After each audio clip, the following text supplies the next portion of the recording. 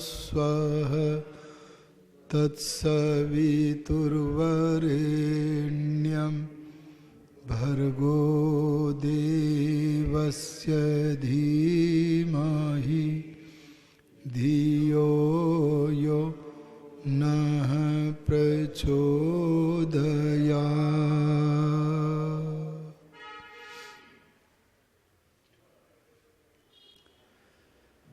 आर्य समाज कुबेर नगर अहमदाबाद के सत्संग में समुपस्थित पवित्र आत्माओं, प्रतिदिन सत्यार्थ प्रकाश में जैसा सब स्त्री पुरुषों को योगाभ्यास करने का उपदेश किया गया है, वैसा ही पातंजल योगाभ्यास के विषय में हम लोग विचार कर रहे हैं। योग के 8 अंगों में अभी पहले अंग यम का विचार किया जा रहा है। यम के भीतर अहिंसा, सत्य, अस्तेय, ब्रह्मचर्य और अपरिग्रह हैं। अहिंसा, सत्य, अस्तेय पर हम पीछे विचार कर चुके हैं। आज ब्रह्मचर्य और अपरिग्रह पर चिंतन करते हैं। ब्रह्मचर्य का अर्थ है ब्रह्म में विचरण करना। ब्रह्म नाम है सबसे बड़ी वस्तु का। बड़े तो बहुत हैं, परंतु बड़ों के बड़प्पन से भी जिसका सबसे बड़ा बड़प्पन है, उसका नाम है ब्रह्म। महर्षि दयानंद जी सत्यार्थ प्रकाश के पहले समोल्लास में लिखते हैं, सर्वेभ्यो बृहत्वाद ब्रह्म, सबसे बड़ा होने से परमेश्वर का नाम ब्रह्म है। तो ब्रह्मचर्य का प्रथम अर्थ बना ब्रह्म परमेश्वर है, उसकी उपासना करने वाला ब्रह्मचारी है। संसार में जो अपनी अज्ञानता से नास्तिक हैं अथवा आस्तिक होते हुए भी ईश्वर की उपासना नहीं करते हैं अथवा वैदिक प्रकार से ईश्वर की उपासना नहीं करते हैं, ये तीनों लोग कभी ब्रह्मचारी नहीं बन सकते हैं। ब्रह्मचारी बनने के लिए ब्रह्म की उपासना करना आवश्यक है, अन्यथा हम विषयों से पृथक होकर सांसारिक विषयों की तरफ बढ़ जाएंगे। यदि हमारे मन का प्रवाह सांसारिक विषयों की ओर बढ़ता चला गया, आसक्ति बढ़ती चली गई, तो हम ब्रह्मचारी नहीं बन सकते हैं। तो ब्रह्मचर्य का प्रथम अर्थ है ब्रह्म का उपासक बनना, ब्रह्म की उपासना करना। भगवान ब्रह्म है तो भगवान का ज्ञान भी ब्रह्म है। संसार में बड़े बड़े शास्त्र हैं, प्रामाणिक शास्त्र हैं, जैसे 6 दर्शन, ये बड़े ग्रंथ हैं ज्ञान की दृष्टि से। 11 उपनिषदें, ये भी प्रामाणिक होने से बड़े ग्रंथ हैं। महर्षि दयानंद सरस्वती महाराज का बनाया हुआ शास्त्र सत्यार्थ प्रकाश भी बड़ा ग्रंथ है। लेकिन इन शास्त्रों में जहां से चलकर के विद्या आई, सब शास्त्रों का आदि मूल ईश्वर की वाणी वेद है। इसलिए जो वेद की तरफ चल पड़ा है, वेद के अनेक अर्थों में एक अर्थ है ज्ञान, जो ज्ञान की ओर बढ़ चला है उस साधक का नाम क्या है? ब्रह्मचारी। कितने अर्थ हो गए? 2। ब्रह्म, ईश्वर की उपासना किए बिना ब्रह्मचारी नहीं बन सकते, वही ब्रह्मचारी है। जितने भी ईश्वर की वेद के प्रकार से उपासना नहीं करते, वे मनसा वाचा कर्मणा ब्रह्मचारी नहीं हो सकते हैं। इस रहस्य को जनता को समझाना चाहिए और समझाकर सबको वैदिक उपासना की पद्धति पर लाना चाहिए। ब्रह्म नाम वेद का है, इसलिए ज्ञान को ग्रहण करने वाला भी क्या है? ब्रह्मचारी है। और कैसा ज्ञान? जो वेद के, भगवान की कल्याणी वाणी के अनुकूल हो, सत्य हो, उसी का नाम ज्ञान है। उसको ग्रहण करने वाला ब्रह्मचारी है। ब्रह्म का एक अर्थ है शरीर की सबसे महत्वपूर्ण मुख्य धातु, जिसे महिला जगत में रज बोलते हैं और पुरुष जगत में वीर्य बोलते हैं। जो संयम के द्वारा वीर्य आदि अपनी सब धातुओं का संयम करता है,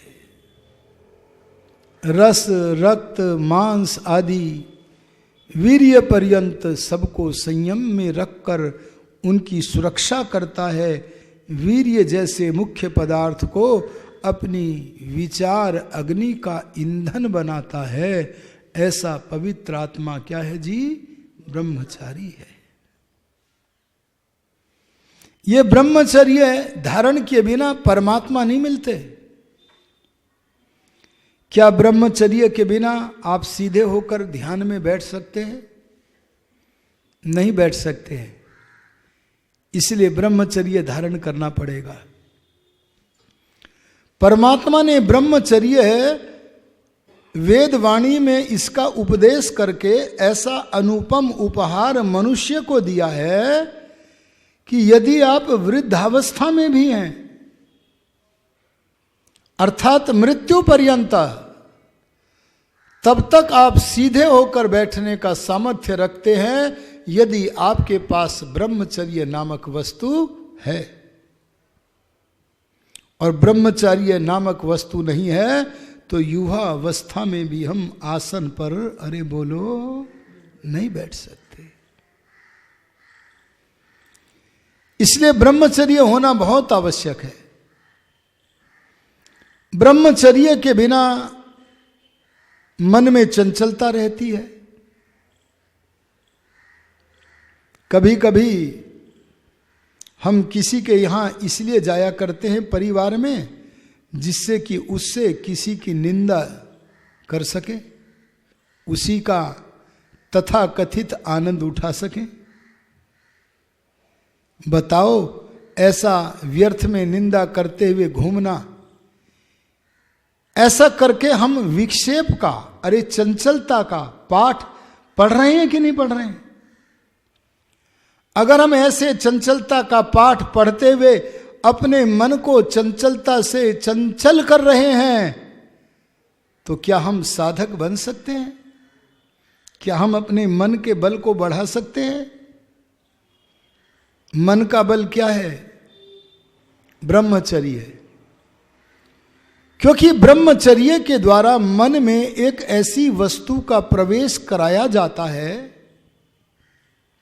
जिससे मन की शक्ति बढ़ जाती है, और उस वस्तु का नाम है शुभ संकल्प, शिव संकल्प।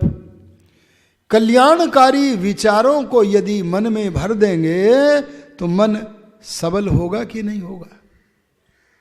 इसलिए ब्रह्मचर्य से मन बलवान बनता है।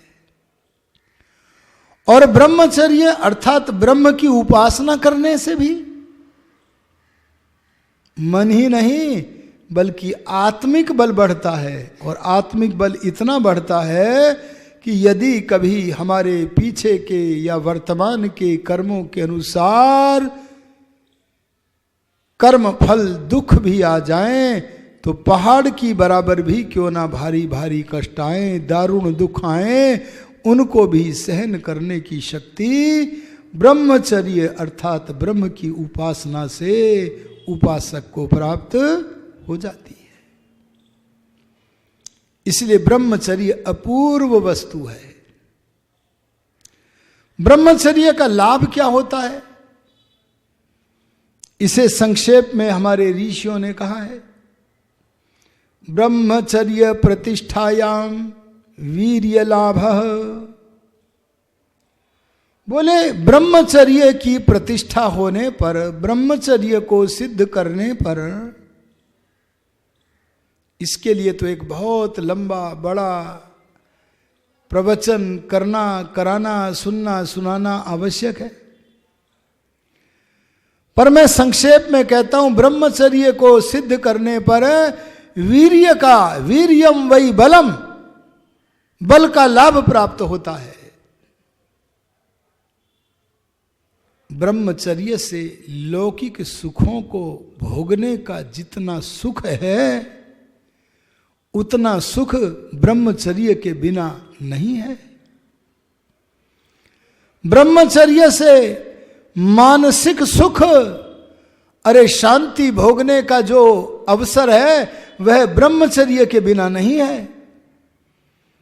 ब्रह्मचर्य के द्वारा ही मनुष्य परमात्मा का उपासक बनके परमात्मा से अपने ज्ञान की समृद्धि बढ़ाता हुआ आनंद की प्राप्ति करता है। इसीलिए ब्रह्मचर्य से सब प्रकार के पराक्रम, वीर्य लाभ, बल का लाभ होता है। अतः हमें ब्रह्मचारी बनना चाहिए। अगर आप गृहस्थ में जाना चाहें तो संतानोत्पत्ति करने के लिए ही वीर्य का व्यय करना चाहिए। अगर हम उसके अतिरिक्त अपने वीर्य का संरक्षण कर सकें तो ब्रह्मचर्य का लाभ ऐसा होगा कि आप कह सकेंगे कि चमत्कार हो गया है। अगर ब्रह्मचर्य के चमत्कार को देखना है तो पंडित राम प्रसाद बिस्मिल का स्वलिखित फांसी की कोठरी में जो चरित्र है, आत्मचरित्र है, उसे पढ़ें। वहां पढ़कर उनकी लेखनी से हमें विदित होगा कि ब्रह्मचर्य का लाभ क्या है। आप फांसी की कोठरी में राम प्रसाद बिस्मिल का जीवन चरित्र जो है उसे पकड़ो और युवाओं में बांटो उसे, जिससे कि तेजस्वी बलवान युवा पैदा हो, स्वयं पढ़ें और युवाओं में बांटे। ऐसी पुस्तक दुर्लभ होती है। वह राम प्रसाद बिस्मिल की आंतरिक आवाज है, आत्मा की ध्वनि है। उसे पढ़ो, जीवन का आनंद आएगा। आगे बढ़ते हैं। ब्रह्मचर्य के बाद हमारे यम का अगला अंग है अपरिग्रह। अरे बोलो क्या है? परिग्रह का अर्थ है परितः, सब ओर से वस्तुओं को इकट्ठा करना। क्या बोला? सब ओर से, अर्थात आवश्यकता से अधिक भी वस्तुओं को इकट्ठा करना। इसका नाम क्या है? परिग्रह।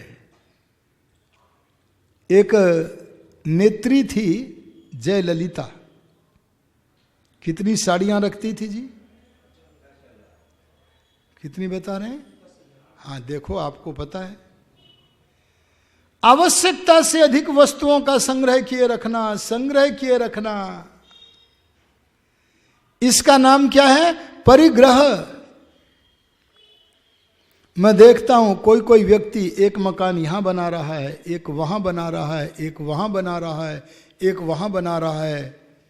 बताओ, ऐसा अनेक स्थानों पर मकान बनाने वाला व्यक्ति अपरिग्रह कर रहा है या परिग्रह कर रहा है? अगर आपके पास अधिक मकानों के निर्माण करने का सामर्थ्य है तो उस सामर्थ्य का सदुपयोग करो। अपने लिए जो भवन बनाना है उसे बनाने के बाद जो निर्धन है, उन निर्धनों के लिए मकान बना करके दो, बोलो प्रभु देव का आशीर्वाद मिलेगा कि नहीं मिलेगा?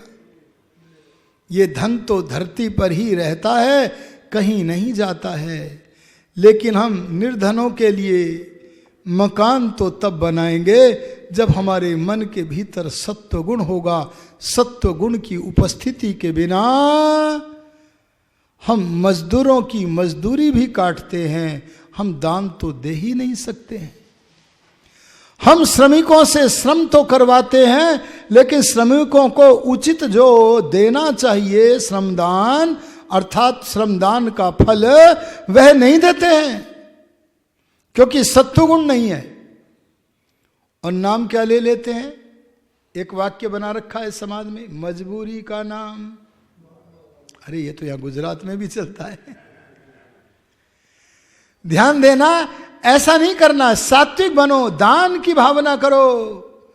अरे योगी राज कृष्ण को देखो क्या कहते हैं, अर्जुन को उपदेश करते हैं, दरिद्रान भर कौन्तेय मां प्रयच्छ ईश्वरे धनम। जो समर्थ व्यक्ति हैं उनको दावतें क्यों खिला रहे हो? अरे जो दरिद्र हैं उनको, भूखे व्यक्तियों को भोजन कराओ, परमात्मा का आशीर्वाद मिलेगा, ऐसा योगीराज कृष्ण कह रहे हैं। समझे कि नहीं समझे? तो आपको क्या करना है? अगर आप सचमुच परमात्मा की तरफ चल पड़े तो आपके अंतःकरण में विचार उदय होंगे, अरे संसार के धन, भौतिक धन कहीं नहीं जाते, यहां धरती पर ही रहते हैं। जितना कर्म फल लेकर के आए हैं उतना भोग लेंगे, और जो छोड़ के जाएंगे वो फिर जन्म मिलकर के यहीं तो रहता है। इसलिए हम अपनी अधिक प्रीति किसकी तरफ रखेंगे जी? ईश्वर की तरफ रखें। आवश्यकता से अधिक वस्तुओं का संग्रह न करना, यह क्या है? परिग्रह। आवश्यकता से अधिक वस्तुओं का संग्रह न करना, यह क्या? अपरिग्रह। और आवश्यकता से अधिक वस्तुओं को संग्रह करना है परिग्रह। तो हमें परिग्रह नहीं करना, अपितु अपरिग्रह करना है। मैं एक योगी से पूछ रहा था, आपका अपरिग्रह सिद्ध हो गया है? तो कहने लगे सिद्ध हो गया था, फिर हमारी पत्नी ने अपरिग्रह बिगाड़ दिया है। हमने कहा कैसे बिगाड़ा है? बोले घर में फ्रिज ले आई हैं, उसमें तमाम सारी वस्तुएं हम परिग्रह किए रहते हैं, इकट्ठी किए रहते हैं आवश्यकता से भी ज्यादा। और यो परिग्रह हमें नहीं करना, अपरिग्रह करना है, बड़ा फल मिलेगा। आपने एक विद्वान का नाम सुना होगा, मुझे भी इस समय उनका नाम स्मरण नहीं आ रहा है। बड़े अच्छे विद्वान थे, सरस्वती के साधक थे। उनकी पत्नी सरकारी सेवा में कार्यरत थी, धन की व्यवस्था वहां से होती थी, और स्वयं वाणी और लेखनी से संसार का कल्याण करते थे। लेखनी से लिखते थे, एक से एक ग्रंथ लिखते थे। अकस्मात उनकी पत्नी का देहावसान हो गया, जो धन का आगमन था वह बंद हो गया, और परिग्रह वे करते ही नहीं थे। अब तो जो सेवक था एक दिन आकर के बोला कि आज तो भगवान प्रातराश के लिए बनाने के लिए सामग्री ही नहीं है। तो उन्होंने कह दिया आज हमें खाने की इच्छा नहीं है, आज कुछ मत बनाओ। और यह कहकर वे संध्या में बैठ गए। लेकिन संध्या से जब उठे तो उनका वे सेवक आया और आकर के बोला, भगवान एक व्यक्ति आया था और ये लिफाफा दे गया है। वो लिफाफा नहीं था बल्कि एक बड़ा सा झोला था, बोले इसमें खाद्य सामग्री है, ये आप ग्रहण कीजिए। उन्होंने खोला तो पता लगा अरे इसमें तो 1 महीने का भोज्य पदार्थ है। कितना है जी? और अंदर से खोल करके देखा, मुझे स्मरण नहीं आ रहा इस समय, अच्छी राशि भी निकली। तब आंखें बंद करके नेत्रोन्मीलन करके वो महात्मा बोले, हे भगवान, तेरे यहां तो देर भी नहीं है, तेरे यहां तो अंधेर भी नहीं है। मैं अभी संध्या में बैठा हुआ तेरे से मांग रहा था कि हे भगवान, मैं तो सारे जीवन तेरी नौकरी कर रहा हूं। किसकी नौकरी? और नौकरी करने वाले जिसकी नौकरी करते हैं उस स्वामी से मांगते हैं। मैंने तो किसी सांसारिक स्वामी की नौकरी ही नहीं की। आपकी नौकरी की तो पहली बार भौतिक वस्तु मांगी थी, और मैंने आंखें खोली, तेरे हाथ बड़े लंबे हैं, यह भोजन सामग्री और लंबे समय तक चलने वाली धनराशि कौन दे गया, कैसे निष्काम भावना से दे गया। ये घटनाएं घटेंगी जी।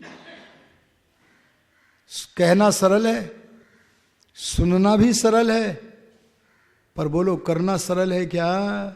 करके देखो, शास्त्र में सही लिखा है कि गलत लिखा है। और उन्होंने सोचा कि मैं पता तो करूं ये कौन व्यक्ति था। बोले पहचान लोगे सेवक? बोले पहचान लेंगे। घूम रहे हैं एक दिन, बोले ये व्यक्ति था जी वो मंदिर में जो है। गए उसके पास, बोले आपने उस दिन एक बहुत बड़ा थैला दिया था, राशि भी दी थी, आप इनको पंडित जी को जानते तो नहीं है, तो कैसे दे दी? बोले इनकी मैंने प्रवचन सुना, मेरे और इनके विचार बिल्कुल अलग अलग है। मैं नवीन सनातनी हूं, ये सच्चे सनातनी है। मेरा विचारधारा मिश्रित है, सत्य असत्य है, लेकिन मैं इनके प्रवचन से प्रभावित हो गया। और एक दिन जब मैं सुबह सुबह बैठा था तो मेरे अंदर वाले ने प्रेरणा की, अरे तू तो यहाँ भोज्य पदार्थ ले रहा है, वह पंडित वहाँ बैठा भूखा है, चल जितना भी सामान है उन्हें दे आ। और मैं मंदिर में से बहुत बड़ा सामान जितना ले जा सकता था, अंदर की प्रेरणा से वहां जाकर राशि के साथ दे आया। आर्यो, अपरिग्रह करोगे तो सारी जिम्मेदारी भगवान की बन जाती है। और क्या लाभ मिलता है? तो योग दर्शन के ऋषि ने कहा, अपरिग्रह करने वाले को अपने पीछे के जन्मों का भी ज्ञान हो जाता है। अरे बोलो किसका? पीछे मैं कहां क्या पैदा हुआ था। मैं भी कह रहा था ना, एक योगी से पूछा, आपका अपरिग्रह हो गया है? बोले हो गया था, पर अब समाप्त हो गया है। मैंने कहा अगर अपरिग्रह सिद्ध हो गया था तो पीछे कहां जन्मे थे? यह पता चला कि न चला? बोले हाँ, उस समय चला था मुझे, और मुझे उस समय यह विदित हुआ था कि मैं हरियाणा के किसी स्थान में जन्मा था। आर्यो, अगर अपरिग्रह कर लिया तो मैं क्यों आया, क्या करना चाहिए, मैं पीछे कहाँ था? एतद विषयक अनेक बातों का ज्ञान हो जाता है, विज्ञान हो जाता है। अतः हमें अपरिग्रह आदि समस्त यमों का पालन करना चाहिए, ये करते हुए आगे बढ़ना चाहिए। इन्हीं शब्दों के साथ अपनी वाणी को विराम देता हूँ। ओम शम। ओम द्यौः शांतिरंतरिक्षम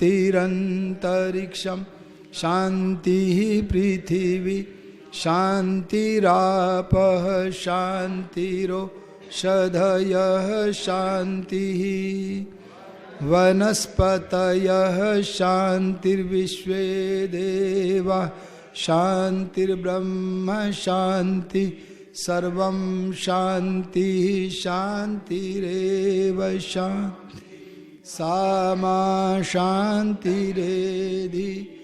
ओम शांति शांति शांति। जो बोले सो अभय। ब्रह्मर्षि विरजानंद महाराज की, नवयुग प्रवर्तक महर्षि दयानंद महाराज की, योगीराज स्वामी आत्मानंद महाराज की, महात्मा नारायण स्वामी की, अमर बलिदानी स्वामी श्रद्धानंद की, मर्यादा पुरुषोत्तम श्री राम की, योगीराज श्री कृष्ण महाराज की, आर्य समाज सत्य सनातन वैदिक धर्म की। सबको अभिवादन, नमस्ते।